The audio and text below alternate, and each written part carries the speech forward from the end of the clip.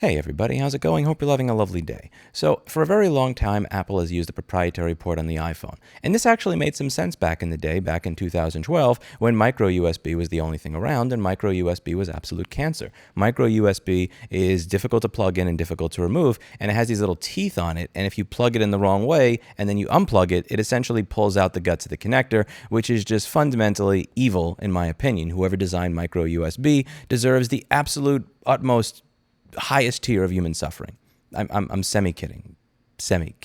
But in all seriousness, getting on to the topic of this video, Apple has this proprietary port, and because it is a proprietary port and a proprietary cable, if you wish to make this made for iPhone thing, you have to pay them a fee. So if you're some random Chinese no-name company, you may not do that, but if you're Belkin or you're a serious company, you're just going to pay Apple's troll toll. This is a large source of revenue for them, which is why they have not given it up, in spite of the fact that you have connectors like USB-C, which plug in just as fine both ways, which allow you to charge at high speeds, transfer data at high speeds. Apple is the only company that has not moved on to the superior connector.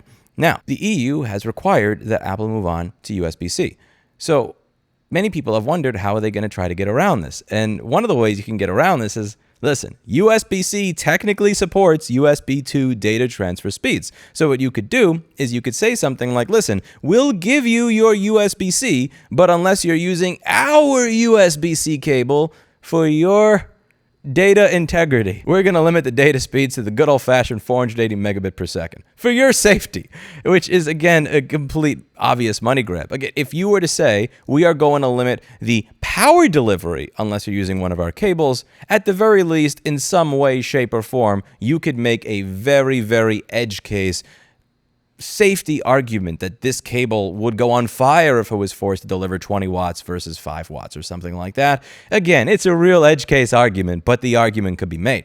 Nobody could make their argument that we need to protect you. For your safety and protection, we are going to limit the data speed. That would reveal this as a pure troll toll. And it looks like the EU is actually growing some balls and smacking Apple about this. This is very, very, very loosely translated in Brave browser. EU Commission warns Apple of restrictions on charging cables. The EU will prescribe uniform charging cables by the end of 2024. To prevent Apple from circumventing this, Brussels has a reminder. Restricted cables are not permitted. So it looks like they had met recently and made it very, very clear. And they are also going to be releasing some more information on how to comply with this, I imagine because they want to get ahead of Apple doing any sort of screwery. Again, over here it says Green politician Anna Cavazzini accused Apple of trying to evade EU rules, and they're kind of prepared for there to be some sort of screwery like this, where Apple decides we will allow you to use USB-C. Unless you use our cable, we're just going to limit you to USB 2 speeds. Because technically, USB 2 data transfer speeds are a part of the USB-C specification. You can have a USB 2 device with a USB-C port. Now, here's one of the tricky ways I imagine Apple could get around this.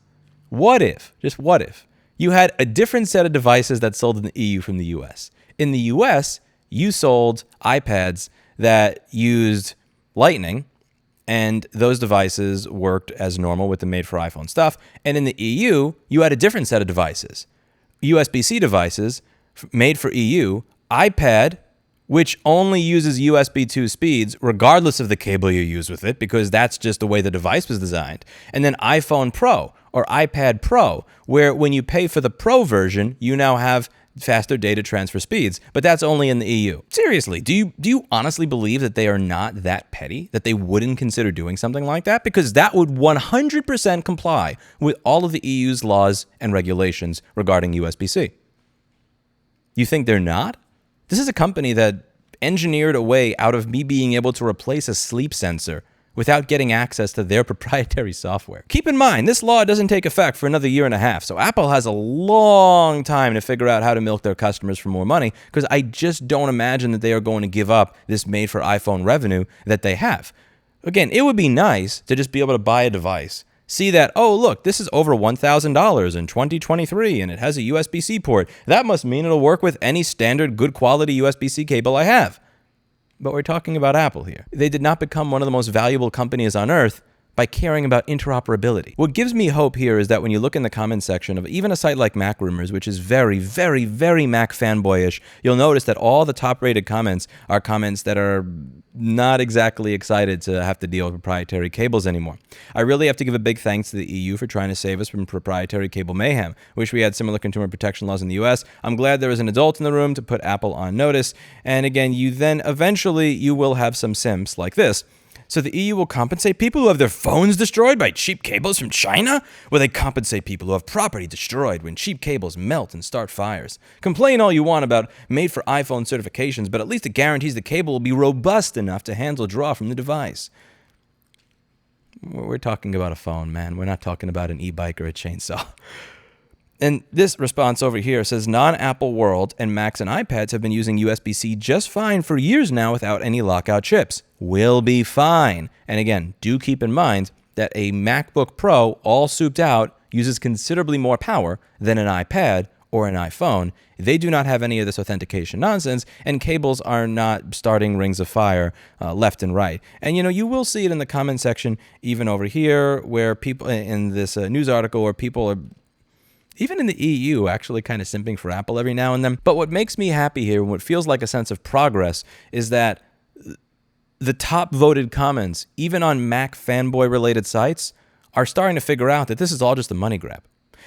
And I'm honestly happy that this rumor actually came out. And I would be even happier if they actually did it. Let's just be clear. I would be happy if Apple actually tried to restrict an $1,100 device from having higher data transfer speeds via USB-C because I'm not using their cable.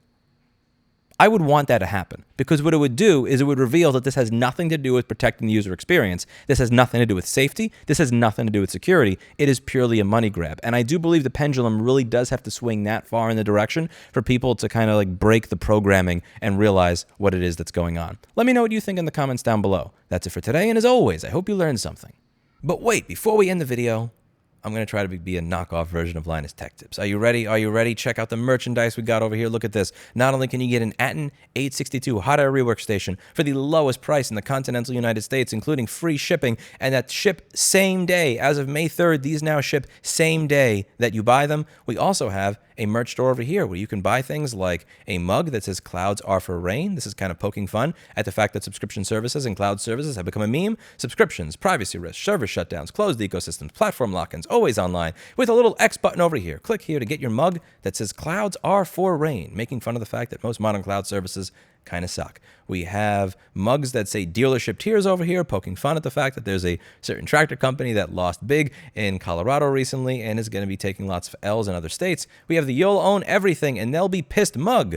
We have all different types of merchandise over here, and the money goes straight and directly to feeding BlackBerry, as well as, admittedly, getting a new Tori Amos box set. But that's it for today. And as always, I hope you learned something. Links in the description down below. That's bit.ly/Rossman Store. bit.ly/Rossman Store. The shilling will never end. Neither will BlackBerry shedding, actually. That's how you can tell that you have a healthy kitty. When you comb her just one day ago and she sheds like crazy the next day, and it's the smoothest fur that comes off of her. You are such a cute berry. Anyway, see you later.